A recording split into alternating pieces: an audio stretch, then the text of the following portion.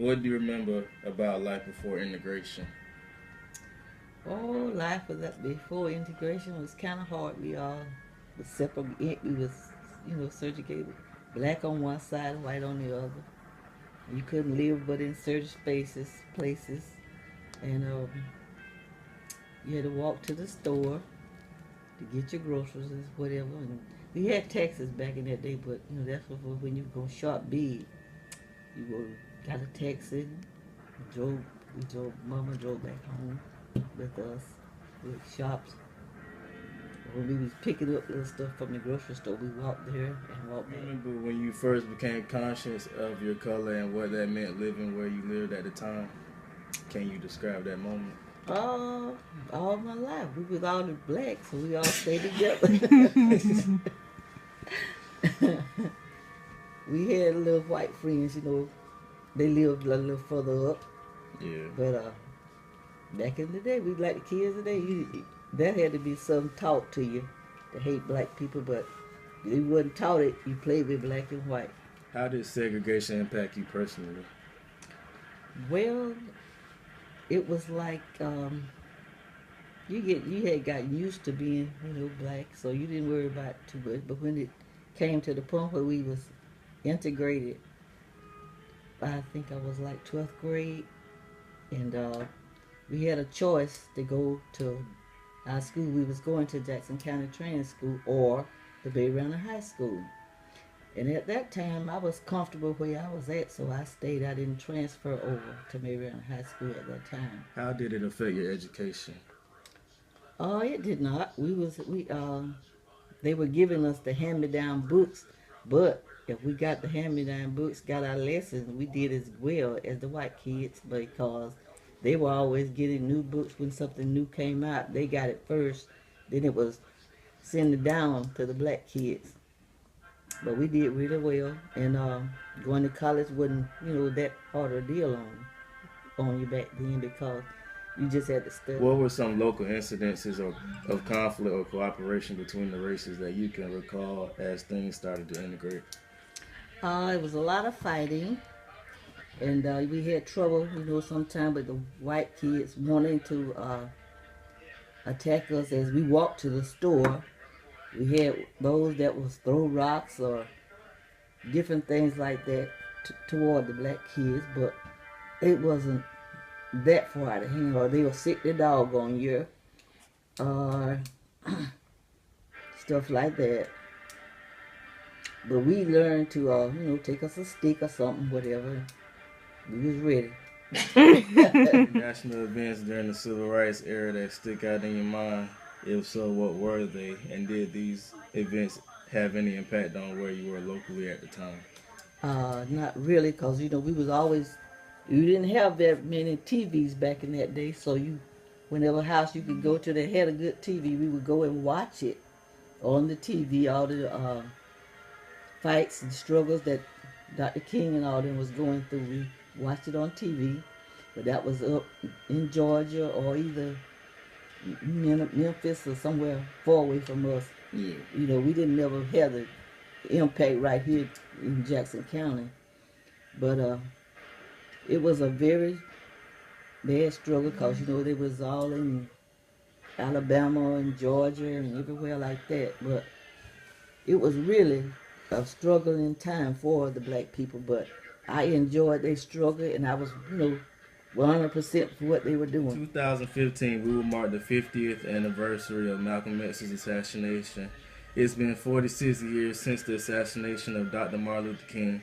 Do you remember where you were when you heard the news about both murders? What thoughts and feelings do you remember having when you heard the news? Wow. With Malcolm, it was like, you heard it over the TV, but I was really uplifted when I saw what his wife did, this past, I think in 2013, they had a retrial. They caught the man that did it. But with Dr. King, I remember I was home, and we had the radio on at the time, and we heard the news that he had gotten killed in Memphis, and it was like, oh my God, what we gonna do? And that was a very, it was a saddened time for us, but we could see he was a very strong man, and he believed in what he believed in. He believed in God, and that really what the struggle was all about, about trying to get equal rights for the blacks. And his speech he made and all these things was just exciting. I mean, I always wanted to go back to those places. I say, but I really was for him because he was a man of God, and he allowed God to, you know, just lead him, just like he did the children of Israel. He led the black peoples as far as he could at that time. And then when he got assassinated, we were like, oh my God, what we gonna do? But the Lord did exactly what he said. He keep us. He's keeping us now. We going through things are happening that never happened before for the black people. And I thank God for that. What was the reaction of those around you? Did you participate in any of the various forms of protests that were happening in your community or in other places? If you chose not to participate in any local demonstrations, why do you think you made that decision at the time?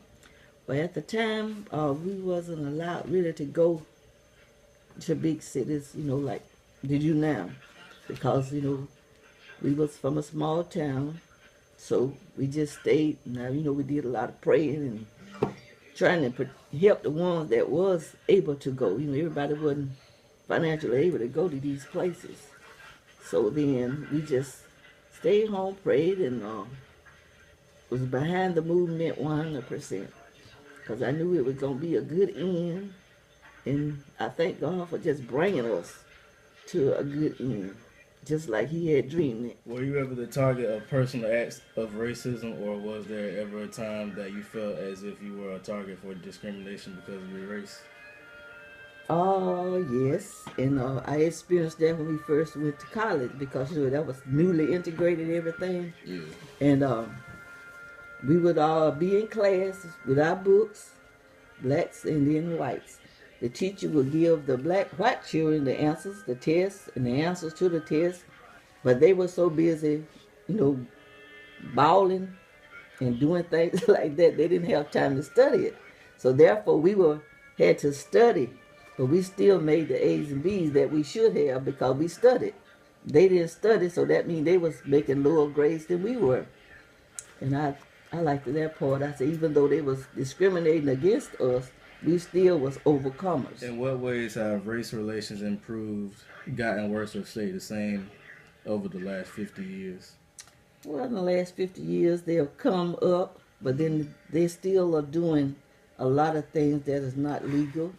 The white people are still, a lot of them, holding on to yesterday, which is not good. I said, if we could all just come together and be a good servant of the Lord, learning to get along, everything will be fine.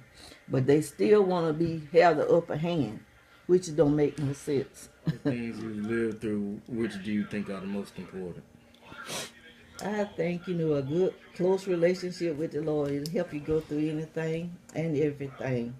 And that have just taught me to live close to God and to learn to let everything, we do be for a good reason. We don't have to go around stealing, cheating, and being selfish. Just let the love of God flow through our lives, and we'll make a better citizen, a better Christian in everything we do. What do you want others to know and understand about your life and times? That no matter what you have to go through it with Jesus, and you'll be better off.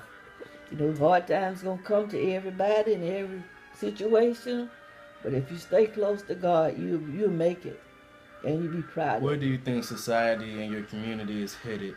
Do you generally approve or disapprove of the direction things are taking, and why do you feel this way? Well, I think I disagree with them because they're not as strong as we should be. They're not putting forth the effort from all the struggles that the black people went through and done for us. We should be more appreciative and try to build up the young people of today, the black young people. Don't let them go through this mode thinking, they're all alone. We should be stronger to help them. Everything is more free for them than it was for us. That's why I don't think they should waste it. Anything you would like to add that we haven't covered in this interview? No, I think it was a very good interview. But only thing I would add is, letting the black children know, be aware of all the struggles that we went through for ourselves, and to make things better for them. They should appreciate it and try to live a life that would be pleasing to God and Dr. King and all the workers that work with him, because he went through a lot, not only for his own children but for all children. Thank you, Grandma, for sharing your stories and for the time that you took out of your day to get us in. Very well welcome.